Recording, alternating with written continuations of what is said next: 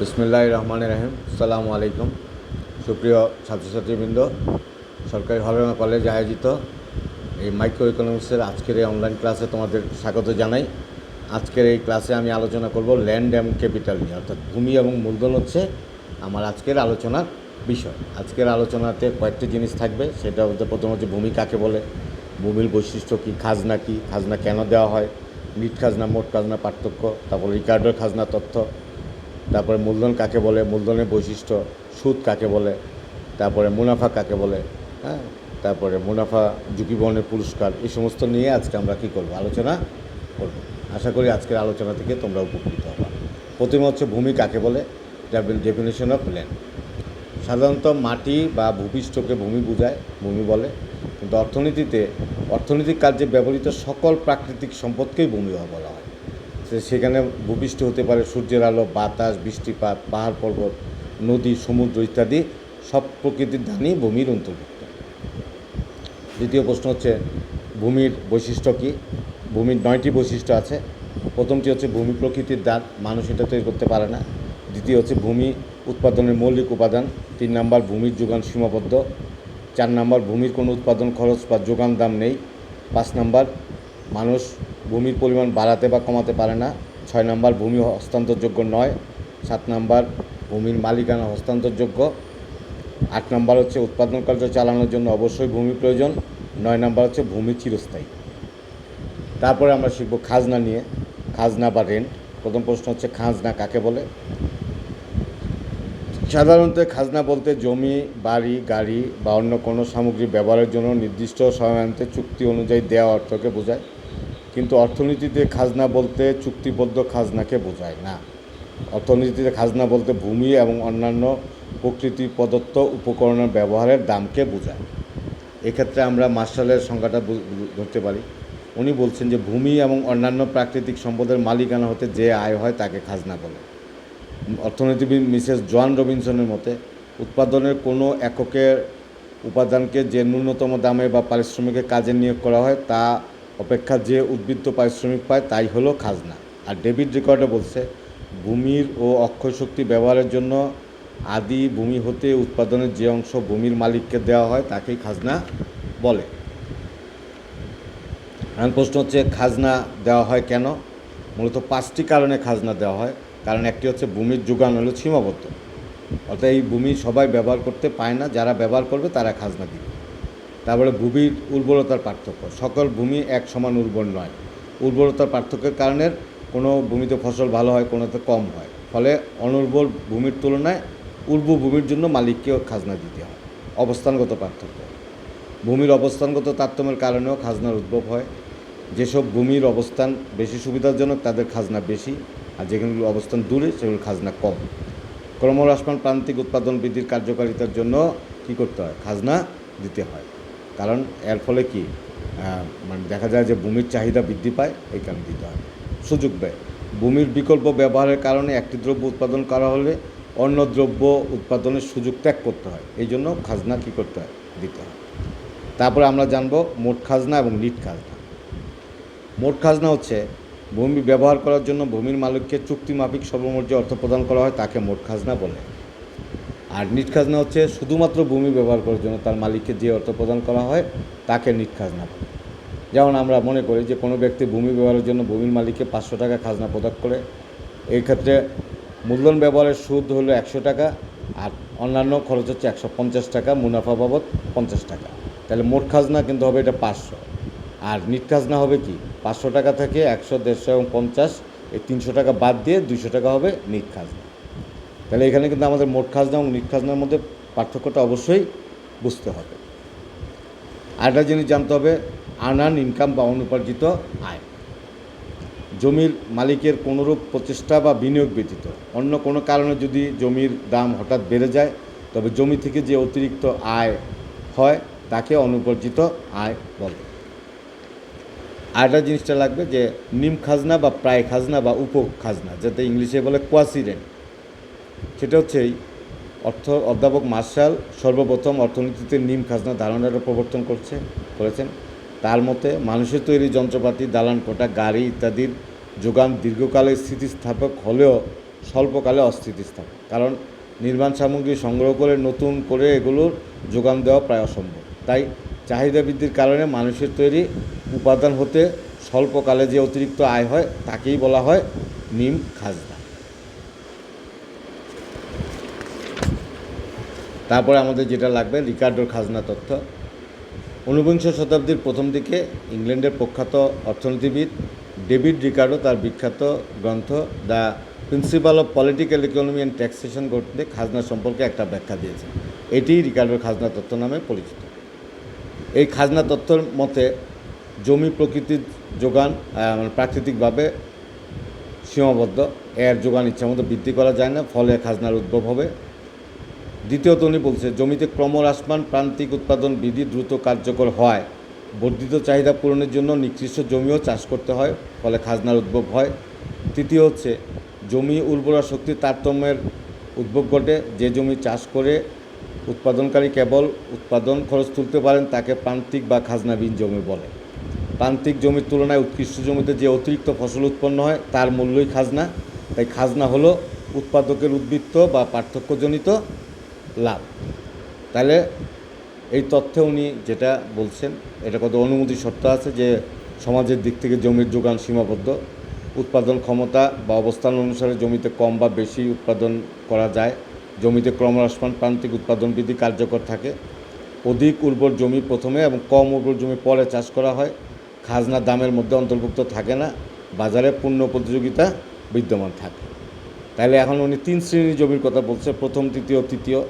দেখা গেছে যে প্রথম শ্রেণীতে প্রত্যেকটা জমিতে উৎপাদন খরচ ছিল 300। প্রথম শ্রেণীর জমিতে আমি 800 টাকা প্রোডাকশন করলে আমার খাজনা হবে 300 টাকা বাদ দিয়ে 500 টাকা। আর দ্বিতীয় শ্রেণীতে আমার 500 টাকা হয়, তাহলে খাজনা হবে 200 টাকা। আর তৃতীয় শ্রেণীতে আমার প্রোডাকশন এবং খাজনার পরিমাণ কি সমান, 300 টাকা, তো এখানে হবে 0 টাকা। এই হচ্ছে রিকার্ডোর খাজনা তথ্য। তারপরে আমাদের যেটা রিকার্ডোর খাজনা তথ্যটাকে অনেকেই সমালোচনা করছে, যেমন আধুনিক অর্থনীতিগুলোর মতে ক্রমাগত চাষের ফলে জমির উর্বরতা শক্তি যেমন কমে, ঠিক উন্নত কলা কৌশলে এখন কিন্তু উর্বরতা বৃদ্ধিও পায়। শুধু যে কমে তা ঠিক না, এখন কিন্তু বৃদ্ধিও পাচ্ছে। দ্বিতীয়ত সমালোচকরা বলেন যে রিকার্ডো জমি চাষের যে ক্রমপর্যায় উল্লেখ করেছেন তা তথ্যগতভাবে সঠিক না, কারণ যে জমি বাসস্থানের নিকটবর্তী তা উর্বরা শক্তি কম হলেও সেটাই কিন্তু আগে চাষ করা হবে। 3 নাম্বার হচ্ছে রিকার্ডোর মতে কেবলমাত্র জমিতেই খাজনার উদ্ভব হয়, কিন্তু আধুনিক অর্থনীতিবিদগণ মনে করেন যে জমি ছাড়াও আরও অনেক উপাদান আছে যাদের যোগান সীমাবদ্ধ, ফলে রিকার্ডোর বক্তব্যটি সঠিক না। 4 নাম্বার বলছে অনেকে রিকার্ডোর মতে খাজনা দামের অংশ নয়, কিন্তু অনেক ক্ষেত্রে দেখা যায় খাজনা বেশি হলে দামও বেশি হয়। 5 নাম্বার হচ্ছে আধুনিক তথ্য অনুযায়ী যে কোনো জিনিসের দাম ও চাহিদা দাম তার চাহিদার যোগান দ্বারা নির্ধারিত হয়, তাই খাজনা নির্ধারণের জন্য আলাদা তথ্যের আসলে প্রয়োজন নেই। 6 নাম্বার হচ্ছে রিকার্ডো তথ্য ধরে নেওয়া হয়েছে জমির উর্বরতার পার্থক্যের কারণেই খাজনার উদ্ভব হয়, কিন্তু এই বক্তব্য বাস্তবসম্মত নয়। আসলে উৎপাদন ক্ষেত্রে ক্রমহ্রাসমান উৎপাদন বৃদ্ধির কারণে সম উর্বরতা সম্পন্ন জমিতে খাজনার উদ্ভব হতে পারে। 7 নাম্বার হচ্ছে রিকার্ডোর মতে প্রান্তিক জমির খাজনা নেই, কিন্তু বাস্তবেই সব জমিতেই কম বেশি কী করতে হয়, খাজনা দিতে হয়। 8 নাম্বার হচ্ছে পূর্ণ প্রতিযোগিতামূলক বাজারের অবাস্তব অনুমিত শর্তকে রিকার্ডো গ্রহণ করে জটিলতা সৃষ্টি করেছেন, বাস্তবে পূর্ণ প্রতিযোগিতামূলক বাজারের কোনো অস্তিত্ব নেই। আর 9 নাম্বার হচ্ছে রিকার্ডোর খাজনা তথ্যটা দীর্ঘকালের জন্য প্রযোজ্য, কিন্তু আধুনিক অর্থনীতিবিদ মনে করেন যে স্বল্পকালেও খাজনার উদ্ভব হতে পারে। তবে এইসব সীমাবদ্ধতার জন্য রিকার্ডের খাজনা তত্ত্বের ব্যবহারিক গুরুত্ব আসলে খুবই কম। তবে আধুনিককালে খাজনার যে কোনো ধরনের আলোচনার ক্ষেত্রে রিকার্ডোর বিশ্লেষণটাকে গুরুত্বপূর্ণ মনে করা হয় আর কি। তারপরে আমরা জানব মূলধন কাকে বলে। সাধারণত মানুষ ব্যবসায় নিয়োজিত অর্থসম্পদকে টাকা পয়সাকে মূলধন বলে। অর্থনীতিতে মূলধন হলো মানুষের শ্রম দ্বারা উৎপাদিত উপাদান যা অধিক উৎপাদনে উত্তরোত্তর সহায়তা করে। এই অর্থে যন্ত্রপাতি, কলকারখানা, ঘরবাড়ি প্রভৃতি যা কিছু অধিক উৎপাদনে সহায়তা করে তাকেই মূলধন বলা হয়। মূলধনের বৈশিষ্ট্য আছে 6টি। তার প্রথমটি হচ্ছে মূলধন প্রকৃতি প্রদত্ত নয়। 2 নম্বর হচ্ছে মূলধন হলো উৎপাদিত উপাদান। 3 নম্বর হলো মূলধন অধিক উৎপাদনে সহায়তা করে। 4 নম্বর মূলধন উৎপাদন আধুনিক উৎপাদন হচ্ছে মূলধন নির্ভর। 5 নাম্বার হচ্ছে মূলধন সকল মূলধন সম্পদ, কিন্তু সকল সম্পদ মূলধন নয়। 6 নাম্বার হচ্ছে মূলধন প্রতিনিয়ত বিকশিত হচ্ছে বা উন্নত হচ্ছে। তারপরে আমরা জানবো সুদ নিয়ে। সুদ হচ্ছে সাধারণত মূলধন ব্যবহারের দামকে সুদ বলে। ঋণ গ্রহীতা ঋণ বা মূলধন ব্যবহারের জন্য নির্দিষ্ট সময়ান্তে মূলধনের মালিককে বা ঋণদাতাকে মূলধনের অতিরিক্ত যে অর্থ প্রদান করে তাকে সুদ বলে। জেমস কেনস বলছে, একটি নির্দিষ্ট সময়ের জন্য নগদ অর্থ হাতছাড়া করার পুরস্কার হলো সুদ। অধ্যাপক রবার্টসন বলছেন, সুদ হলো ঋণযোগ্য তহবিলের ব্যবহারের দাম। সুদ আছে 2 প্রকার, একটা মোট সুদ আর এটা হচ্ছে নিট সুদ। মোট সুদ হচ্ছে ঋণ গ্রহীতা নির্দিষ্ট সময়ান্তে আসলের অতিরিক্ত যে অর্থ প্রদান করে তাকে মোট সুদ বলে। মোট সুদে থাকে হইল মূলধন ব্যবহারের দাম, ঋণদান সংক্রান্ত পারিশ্রমিক, নগদ অর্থ হাতছাড়া করার মাসুল, ঝুঁকি বহনের পারিশ্রমিক এবং ঋণের ব্যবস্থাপনা পারিতোষিক, অন্যান্য আনুষঙ্গিক ব্যয়। আর নিট সুদ হচ্ছে শুধুমাত্র মূলধন ব্যবহারের জন্য মূলধনের মালিককে নির্দিষ্ট সময়ান্তে যে অতিরিক্ত অর্থ দেওয়া হয় তাকে বলে নিট সুদ। এক কথায় মোট সুদ হতে ঋণের ঝুঁকি, ব্যবস্থাপনা, ঋণ আদায়ের খরচ, অন্যান্য আনুষঙ্গিক বাদ দিলে যা থাকে তাই হচ্ছে নিট সুদ। তাহলে আমাদের বুঝতে পারলাম যে মোট সুদ এবং নিট সুদে কী আছে, পার্থক্য আছে। তারপর আমরা জানবো যে কেন সুদ দেওয়া হয়। 6টি কারণে মেন সুদ দেওয়া হয়। একটা হচ্ছে উৎপাদনশীলতার তথ্য। ক্লাসিক্যাল অর্থনীতিবিদদের মতে সুদ উৎপাদনের কারণ হলো মূলধনের উৎপাদনশীলতা। 2 নম্বর হলো ভোগ বিরোধী বা অপেক্ষার পুরস্কার এর কারণে সুদ দেওয়া হয়। 3 নম্বর হচ্ছে সময় পছন্দ তথ্য। আরভিন ফিশারের মতে মানুষ ভবিষ্যতের তুলনায় বর্তমানকে বেশি পছন্দ করে, তাই বর্তমান ভোগ হতে নিবৃত্ত থাকার পুরস্কার হচ্ছে কি, সুদ। নগদ পছন্দ পরিদিকের পুরস্কারও সুদ। মূলধনের যোগানের স্বল্পতা আছে, এই জন্য সুদ দিতে হয়। ঋণের ব্যাপক চাহিদা আছে, এই জন্য কী করতে হয়, সুদ দিতে হয়। তাহলে অনেকে জিজ্ঞেস করছে যে সুদের হার কি কখনো শূন্য হতে পারে কি না। সুদের হার আসলে কখনো শূন্য হতে পারে না। সুদের কম বা বেশি খরচ অবশ্যই কি থাকবে, অবশ্যই থাকবে। তারপর হচ্ছে মুনাফা। মুনাফা হচ্ছে যে সাধারণত উদ্যোক্তা বা সংগঠক ব্যবসা পরিচালনার জন্য যে পরিশ্রমিক পায় সেটি হলো তার মুনাফা। উৎপাদন কাজে অংশগ্রহণ, কারবারের ঝুঁকি গ্রহণের জন্য সংগঠক যে পুরস্কার সেটাই হচ্ছে কি, মুনাফা। এখন এখানেও কি আছে, মোট মুনাফা এবং মোট মুনাফা 2 প্রকার আছে। মোট মুনাফা হচ্ছে মোট বিক্রয়কৃত আয় থেকে মোট প্রকাশিত খরচ বাদ দিলে যা থাকে তাই হলো মোট মুনাফা। আর নিট মুনাফা হচ্ছে মোট মুনাফা থেকে অপ্রকাশিত খরচ বাদ দিলে যা থাকে তাই হচ্ছে নিট মুনাফা। অপ্রকাশিত খরচে থাকতে পারে নিজস্ব জমির খাজনা, নিজস্ব শ্রমের মজুরি, নিজস্ব মূলধনের সুদ। তাহলে আমরা এখানে বুঝতে পারলাম যে মোট মুনাফা এবং নিট মুনাফার মধ্যে কি আছে, ফারাক বা পার্থক্য আছে। মুনাফা কী কী উপাদানে গঠিত? 8টা উপাদান দিয়ে মুনাফা হয় বা মুনাফার উপাদান হলো 8টা। একটা হচ্ছে পরিচালনার আয়, 2 নম্বর হচ্ছে ঝুঁকি বহনের পুরস্কার, 3 নম্বর হলো উদ্যোক্তার নিজস্ব উপাদানের মূল্য, 4 নম্বর একচেটিয়া লাভ, 5 হচ্ছে হঠাৎ লাভ, 6 হচ্ছে উদ্ভাবনের পুরস্কার, 7 হচ্ছে ব্যয় সংকোচের সুবিধা, 8 হচ্ছে শোষণ কাজ হতে আয়। আমাদের এই গেল মুনাফা এবং 2 প্রকার মুনাফা অবশ্যই কি পার্থক্য আছে।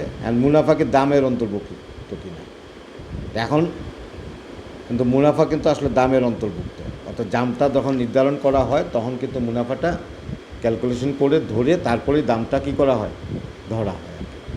আজকের আলোচনা এখানেই শেষ করছি এবং মাইক্রো ইকোনমিক্সের আমাদের যে চ্যাপ্টার ছিল এটাই লাস্ট চ্যাপ্টার। আশা করি মাইক্রো ইকোনমিক্সের তোমরা এই চ্যাপ্টারগুলো বুঝতে পেরেছো। যদি কারো কোনো সমস্যা হয় আমার সাথে সামাজিক যোগাযোগ মাধ্যম বা মোবাইল ফোন বা সরাসরি যখন যা দেখা হয় সলভ করে নিবা। এবং পরবর্তী আরেকটা ক্লাস আমি করব এটার এক্সাম টিপস নিয়ে, সেই ক্লাস দেখার আমন্ত্রণ জানিয়ে আজকের ক্লাস এখানেই শেষ করছি। সবাইকে ধন্যবাদ। আসসালামু আলাইকুম।